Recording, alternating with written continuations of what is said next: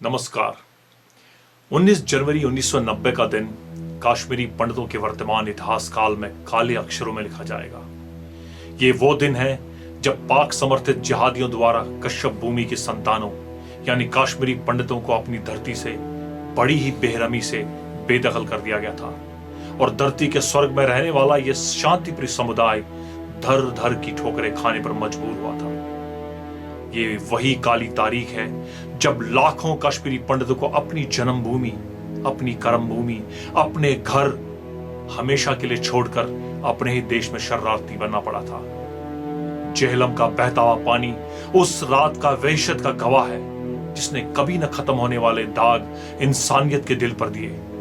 गवाह है जमीन की जन्नत की आबोहवा जिसकी फिजाओं में मस्जिदों के लाउडस्पीकरों की इबादत की आवाज की जगह कश्मीरी पंडितों के लिए जहर उगला जा रहा था।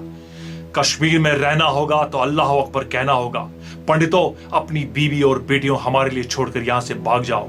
1999 दिसंबर का महीना था। स्कूल कॉलेजेस सर्दी की छुट्टियों की वजह से बंद थे। एक दिन सुबह सुबह कश्मीर के प्रत्येक हिंदू घर पर एक नोट चिपका हुआ मिला था जिस पर लिखा हुआ था कि कश्मीर छोड़कर चले जाओ नहीं तो मारे जाओगे। कभी मिलजुल कर रहने वाला ये समाज यानी दोनों कौमें हिंदू और मुसलमान, इनके बीच नफरत के बीज किसने और क्यों बोए, इसका उत्तर सीधा सा है। विश्व में बढ़ते इस्लामीकरण की फैलती आग का मुस्लिम बहुल कश्मीर पहुंच जाना और इस खूबसूरत वादी का इसकी चपेट में आ जाना। कौन नहीं जानता है कि कश्मीर से पंडितों के पलायन के पीछे पृथकतावादी जिहादी संगठन हिजबुल मुजाहिदीन की कुत्सित और भड़काऊ नीति जिम्मेदार रही है। 4 जनवरी 1990 को इसी संगठन ने एक प्रेस नोट जारी किया था जिसमें कश्मीर के उर्दू अखबार आफ्ताब और अलसफा ने प्रमुखता के साथ छापा।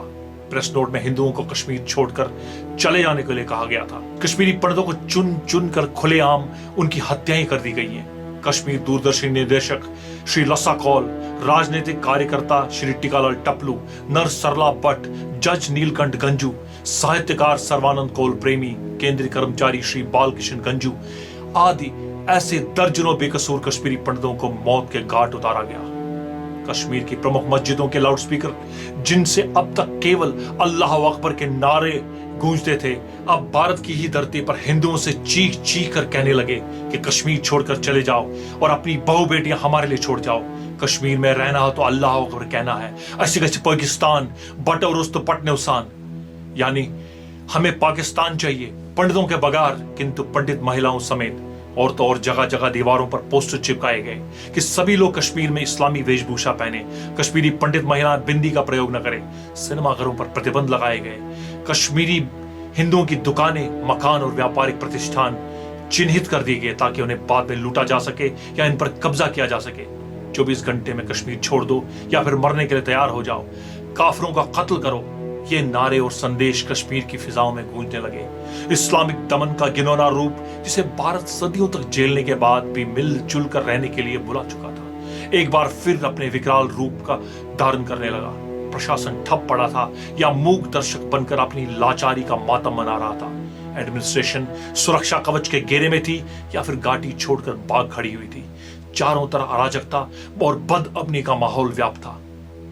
आज 29 साल हो गए हैं पंडितों को बेघर हुए।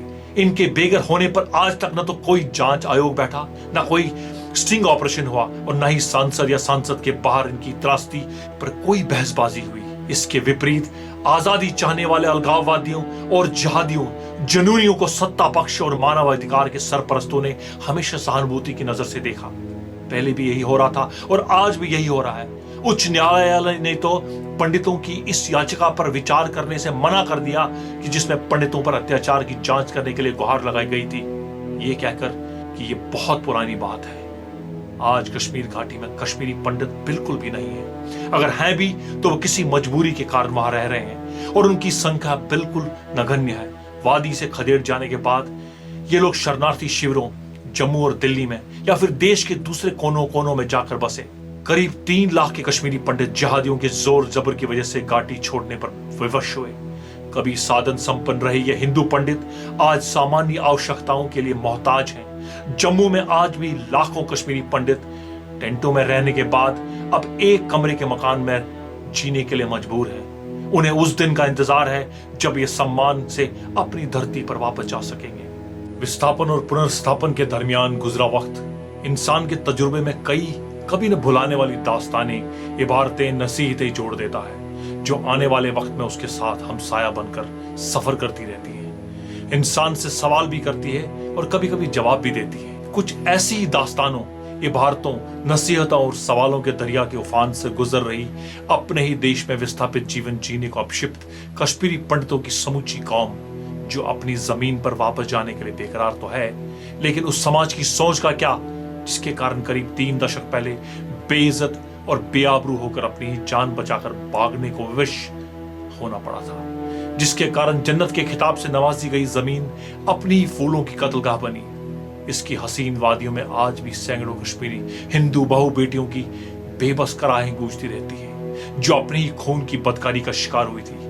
घर, बाजार, हाट, मैदान से लेकर वादी के गोशे गोशे तक न जाने कितनी जुल्मों की दास्तानें दफन है जो आज तक अनकही हैं। घाटी में पंडितों के खाली जले मकान ये चीख चीख के बताते हैं कि रातों रात दुनिया जल जाने का मतलब कोई हमसे पूछे। विडंबना यह है कि सब बहुधर्मी, बहुसांस्कृतिक, धर्मनिरपेक्ष, प्रगतिशील भारत में हो रहा है। सवाल यह है कि क्या कश्मीर से विस्थापन की तकलीफ और त्रासदी पर किसी ने कभी मुंह खोला?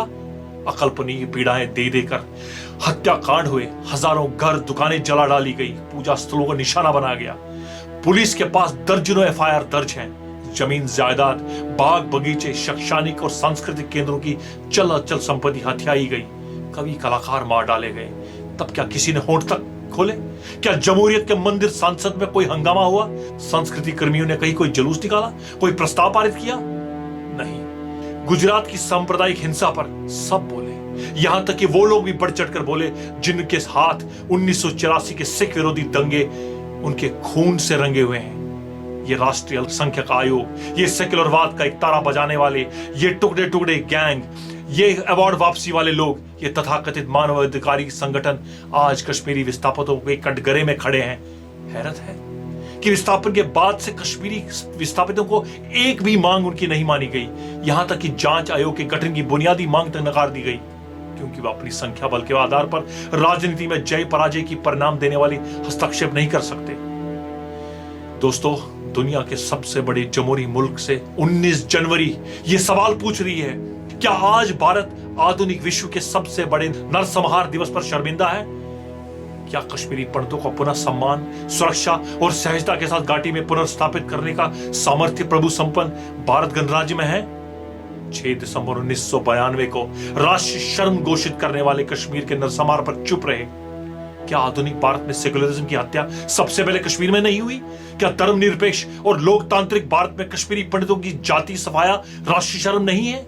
29 साल से विस्थापन की पीड़ा से आक्रांत बदहाल ये जाति धीरे धीरे अपनी पहचान और अस्मिता खो रही है। एक समय वो भी आएगा जब उपनामों को छोड़कर इस जाति की कोई पहचान नहीं रहेगी। दरअसल किसी भी जाति के अस्तित्व के लिए 3 शर्तें होना स्वाभाविक और परम आवश्यक है। पहली, उसका भौगोलिक आधार, अर्थात उसकी अपनी सीमाएं, क्षेत्र या भूमि। दूसरी, उसकी सांस्कृतिक पहचान, और तीसरी, उसकी भाषा और साहित्य। ये तीनों किसी भी जाति के मूलभूत तत्व होते हैं। कनाडा, अमेरिका या इंग्लैंड में रहकर आप अपनी संस्कृति का गुणगान या संरक्षण तो कर सकते हैं, परंतु वहां अपनी भौगोलिक आधार तैयार नहीं कर सकते। यह आधार तैयार हो सकता है अपने ही देश में, और इसके लिए हमने पन कश्मीर का एक सपना देखा। पन कश्मीर यानी मेरा कश्मीर, अपना कश्मीर, इसकी अवधारणा इस दिशा में उठाया गया सही कदम है। सारे विस्थापित, गैर विस्थापित कश्मीरी पंडित जब एक ही जगह रहने लगेंगे तो भाषा की समस्या तो सुलझेगी ही, सदियों से चली आ रही कश्मीर की समृद्ध सांस्कृतिक परंपरा भी, उसकी भी रक्षा होगी। लगता है ये एक दूर का सपना है, मगर क्या मालूम ये सपना कभी सच हो जाए। समूचा भारत और विश्व के बुद्धिजीवी तब भी चुप थे, आज भी चुप हैं। हम rose day, dog day, chocolate day और न जाने कौन कौन से डे मनाने के अति महत्वपूर्ण कार्य में व्यस्त रहते हैं, मगर एक बार लाखों भाइयों बहनों के आंसुओं को, उनकी टीसों को, उनकी आहों को, उनके संघर्ष को भी याद कर लें। मेरी सारे देशवासियों से विनती है कि आओ मिलकर कोई ऐसा काम करें, कोई ऐसा कदम उठाएं कि हम कश्मीर को फिर से धरती का स्वर्ग बना सकें। वरना हो सकता है कि इस धर्मनिरपेक्ष देश में कल आपके साथ, मेरे साथ या किसी और के साथ भी वही सब अत्याचार हो और शेष हिंदू वैलेंटाइंस डे सप्ताह मनाने में व्यस्त रहें।